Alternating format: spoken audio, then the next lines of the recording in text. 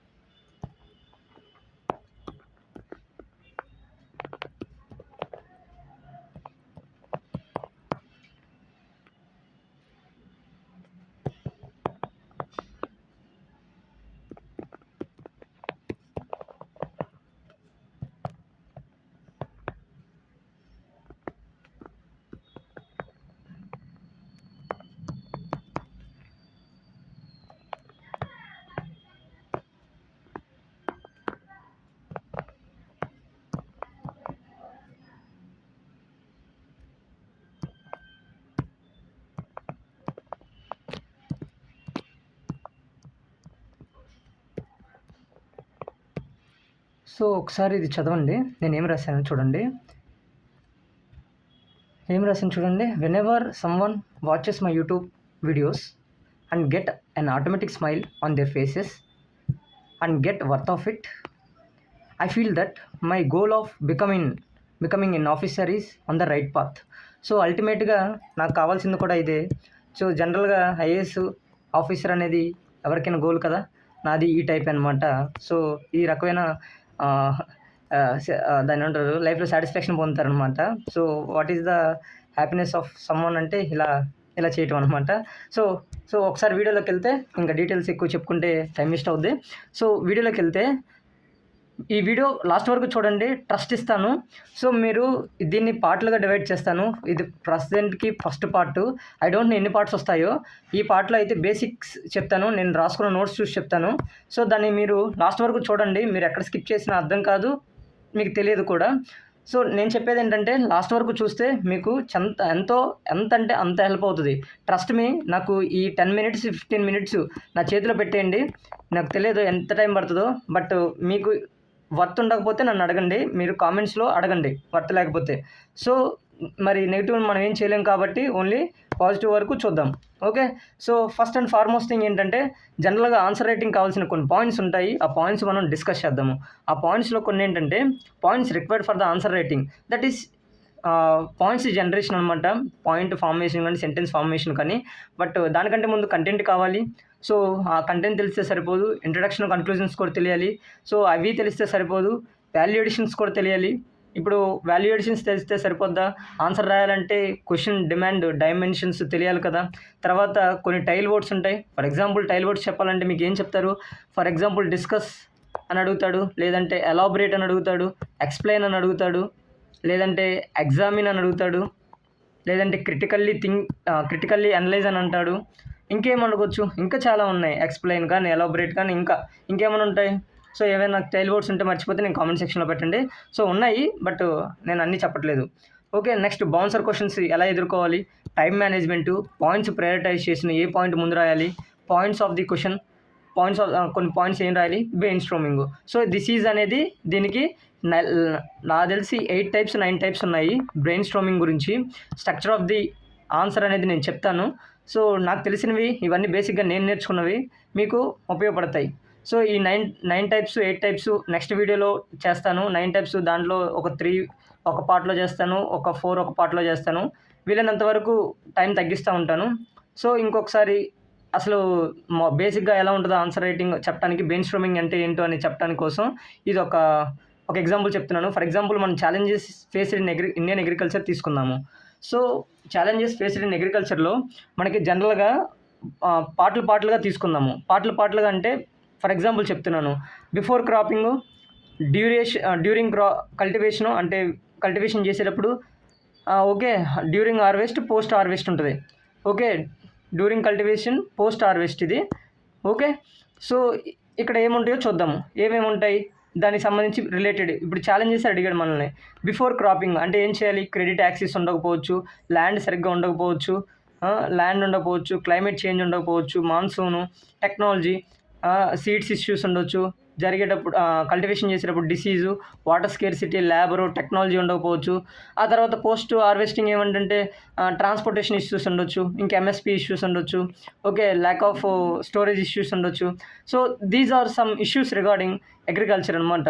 So మనకి ఇప్పుడు clarity ఉంది కదా. సో ఎన్ని పాయింట్స్ వచ్చినాయి చూడండి బిఫోర్ క్రాపింగ్ అనే దానికి. తర్వాత డ్యూరేషన్ క్రాపింగ్ అనేది ఎన్ని పాయింట్స్ వచ్చినాయి. ఇప్పుడు మనకి ఒక స్ట్రక్చర్ వచ్చింది కదా ఒక ఆన్సర్ రైటింగ్ రాయాలంటే. సో బేసిక్గా ఇలాంటివి మనం అండర్స్టాండ్ చేసుకోవాలి. దీన్నే బ్రెయిన్ స్ట్రోమింగ్ అంటారు.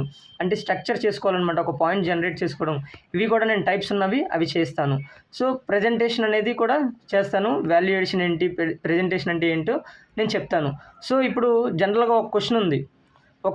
ఇలా క్వశ్చన్ ఉంది. ఈ క్వశ్చన్లో మనకి రకరకాల పార్ట్లుగా డివైడ్ చేసుకోవాలి మనం. ఓకేనా, ఈ రకరకాలుగా పార్ట్స్ డివైడ్గా చేసుకుంటే మనకి ఆన్సర్ అనేది స్ట్రక్చర్ ఫార్మేట్లో వస్తుంది. ఇలా ఆన్సర్ ఉంటే ఒక స్ట్రక్చర్డ్గా వస్తుంది.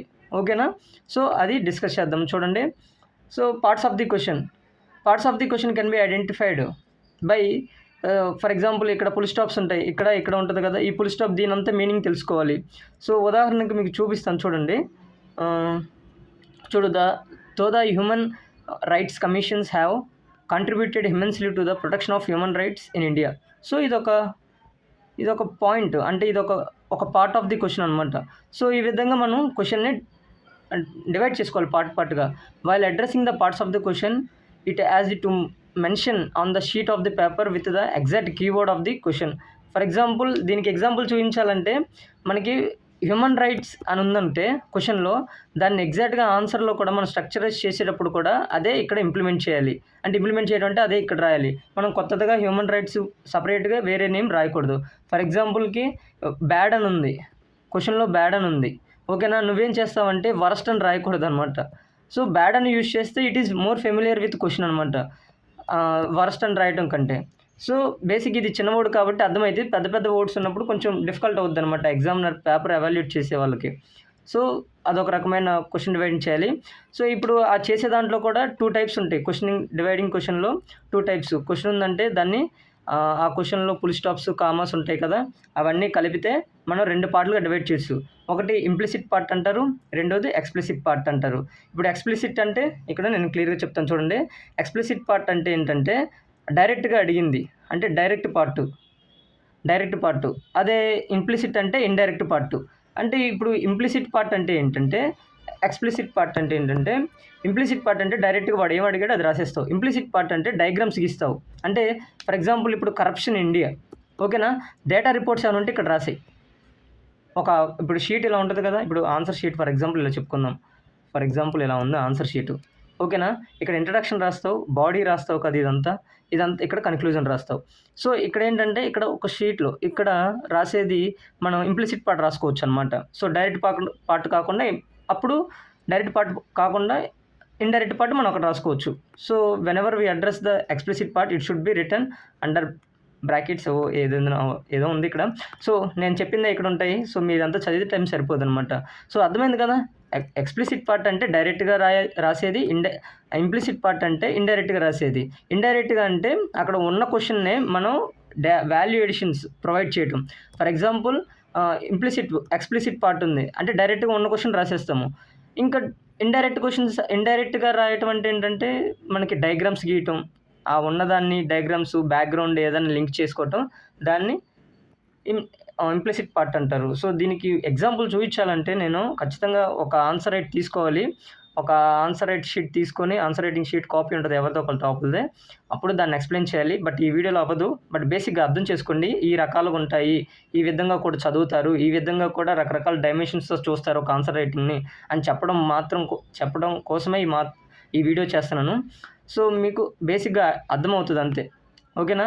ఇప్పుడు through the human rights commission have contributed immensely to the protection of human rights of India yet they have failed to assert themselves against the mighty and powerful, analyzing their structural, practical limitations and suggest remedial measures. So, దీంట్లో direct part ఏమున్నాయో చూడాలి. Direct part ఈజీగా తెలిసిపోతుంది కదా! తెలిసిపోతుంది. దాంట్లో problems ఏంటి, analyse చేయమన్నాడు. స్ట్రక్చరల్ అండ్ ప్రాక్టికల్ లిమిటేషన్స్ ఏంటని అడిగాడు. ఇప్పుడు మెజర్స్ చెప్పాలి. దానికంటే ముందు మనకి ఇండైరెక్ట్‌గా ఏముంది, ఇక్కడ ఉన్న దీని గురించి రాయాలి. హ్యూమన్ రైట్స్ కమిషన్ గురించి రాయాలి. So, that is implicit and explicit. ఏదో ఒక టాపర్ కాపీ తీసుకుంటే మీకు బాగా అర్థమవుతది. బట్ బిఫోర్ దట్ మీరు ప్రస్తుతానికైతే ఇది తెలుసుకోండి. బట్ నెక్స్ట్ వీడియోలో చేస్తాను. ఒక టాపర్ షీట్ తీసుకొని వాళ్ళు ఎలా రాశారు, ఏంటి అనేది ఒక ఐడియా వస్తది. ఇవన్నీ నేను నేర్చుకున్నాను. బట్ మీకు హెల్ప్ అవుతది కదా! So, that's it. Next demand of the question. మనకి డిమాండ్ ఆఫ్ ది క్వెషన్ ఎప్పుడూ కూడా మనకి జనరల్‌గా ఇక్కడ జరిగే మిస్టేక్స్ మీకు ఆల్రెడీ ఒక వీడియోలో చేశాను. బట్ మళ్ళీ ఒకసారి చెప్తున్నాను.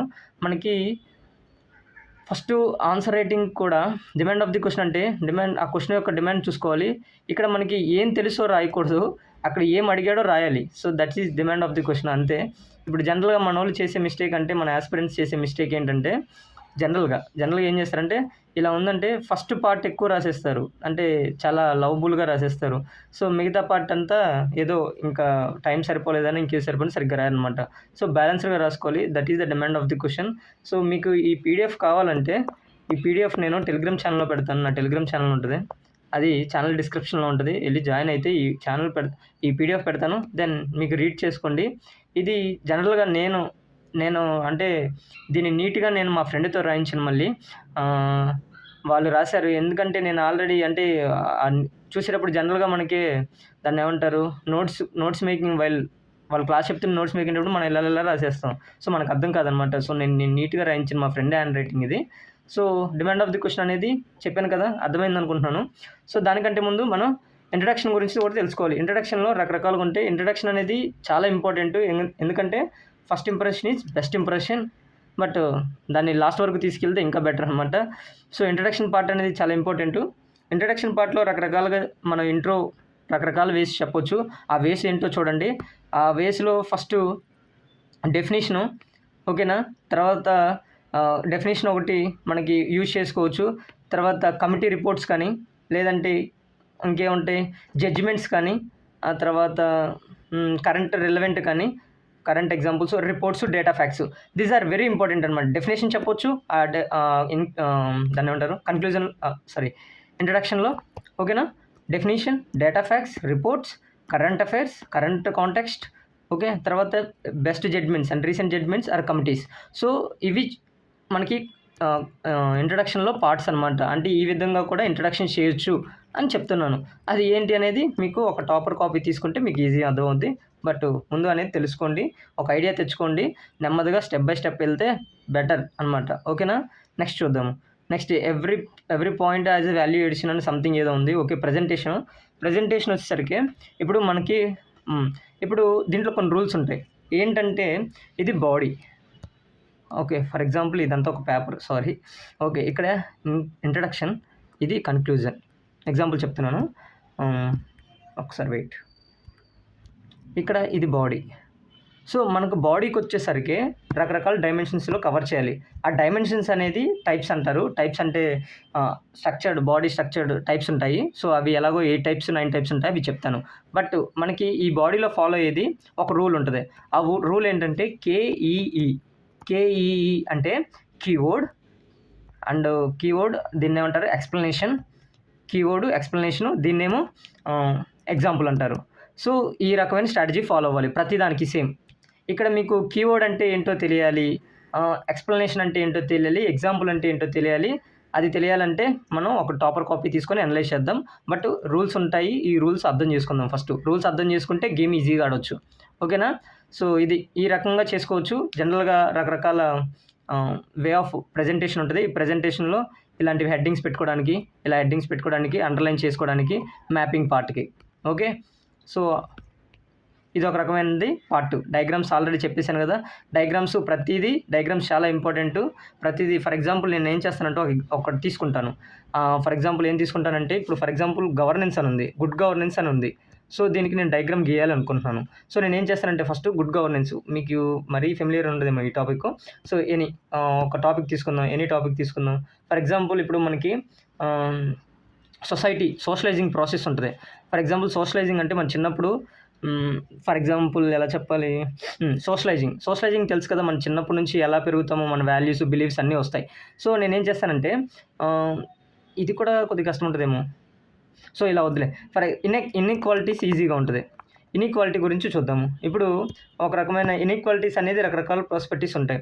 సో కార్ల్ మార్క్స్ అని ఉంటది. కార్ల్ మార్క్స్ అంటే మీకు తెలిసే ఉంటది. క్యాపిటలిజం గురించి ఉంటది. సో కార్ల్ మార్క్స్ అనేది every super structure in the society is based on the economy. Okay. అంటే ఇది ఫర్ ఎగ్జాంపుల్ ఇది ఎకానమీ. ఓకే. ఇది బేసు. ఇది super structure of the society. ఈ super structure of the society which includes ఏముంటాయి? Family ఉంటది, economy ఉంటది, politics ఉంటాయి, తర్వాత ఇంకేదైనా అథారిటీ ఉంటది. సో ఈ రకమైన డయాగ్రామ్ చూసారా వచ్చింది? అంటే దీన్ని జనరల్‌గా నేను ఎలా రాస్తానంటే so this is economy, this is super structure and this is ఇలా నేను ఒక పాయింట్ ఒక్కోటి రాస్తాను. ఇలా ఒక పాయింట్ రాస్తాను, ఇంకో పాయింట్ రాస్తాను. దిస్ ఈజ్ డయాగ్రామ్స్ అనమాట. అంటే మనం ఈజీగా కన్వే చేయడానికి యూజ్ చేసే డయాగ్రామ్స్. ఓకేనా? అదో రకమైన వే ఆఫ్ మన ప్రెజెంటేషన్ చేయొచ్చు. ఓకే. అది అర్థమైంది. ఇంకోటి కన్క్లూజన్. సో కన్క్లూజన్ ఏంటంటే ప్రతీదీ కన్క్లూజన్స్ ఉంటాయి. కన్క్లూజన్‌లో కూడా రాసేటప్పుడు కూడా మనకి రకరకాల కన్క్లూజన్స్ చేయొచ్చు. కన్క్లూజన్‌లో కూడా వేస్ ఉన్నాయి. ఆ వేస్‌లో కూడా ఈ వేస్ చెప్తాను చూడండి. ఒకటి ఏదైనా ఫ్యూచరిస్టిక్‌గా ఉండాలి. లేదా సమ్మరైజ్ చేయాలి. మనం బాడీలో ఇంట్రడక్షన్‌లో రాసింది సమ్మరైజ్ చేయాలి. ఓకేనా? లేదంటే ఏమన్నా వే ఫార్వర్డ్ ఉండాలి. అంటే ఏమన్నా బెస్ట్ ప్రాక్టీస్ అంటే ఏదన్నా ఎక్కడైనా ఇంప్లిమెంట్ చేసి ఉండాలి. లేదంటే ఒక కేస్ స్టడీ రాసుకోవాలి. లేదంటే ఏదన్నా థింకర్స్ ఉంటారు. థింకర్స్ అంటే మళ్ళీ ఈ ఆప్షన్‌లోకి వెళ్ళిపోద్ది. థింకర్స్ కాకుండా ఇంకేమన్నా చెప్పొచ్చు. ఏది చెప్పొచ్చు? ఓకే. వెయిట్. ఎవరైనా ఇప్పుడు గాంధీజీ ఉన్నారు. గాంధీజీ చెప్పిన కొన్ని వర్డ్స్ ఉంటాయి. సో అతను చెప్పిన ఫిలాసఫీ రాసేయొచ్చు. లేదంటే ఇంకెవరన్నా బెస్ట్ పర్సనాలిటీస్ ఉంటాయి కదా! వాళ్ళయి రాయొచ్చు. సో కన్క్లూజన్‌లో కూడా డిఫరెంట్ వేస్ ఉన్నాయి. ఆ డిఫరెంట్ వేస్ అనేది చెప్తున్నాను కదా! కన్క్లూజన్‌లో ఒకటి మనకి కమిటీ రిపోర్ట్స్ కానీ, వే ఫార్వర్డ్ అంటే ఫ్యూచరిస్టిక్‌గా ఉండాలి. లేదంటే పర్సనాలిటీస్ వాళ్ళు చెప్పినవి ఏవన్నా రాయొచ్చు. లేదంటే కమిటీ రిపోర్ట్స్ చెప్పాను. ఓకే. ఇంకేముంటాయి? ఇంకా సమ్మరైజ్ చేసుకోవటం. అంటే నీకు ఏది ఐడియా లేనప్పుడు సమ్మరైజ్ చేసుకోవటం. బేసిక్‌గా ఇది. సో నాకు తెలిసింది చెప్పాను. సో మీకేమన్నా హెల్ప్ అయ్యి ఉంటే థ్యాంక్ యూ సో మచ్. ఇంకేమైనా క్వెషన్స్ ఉంటే కామెంట్స్‌లో అడగండి.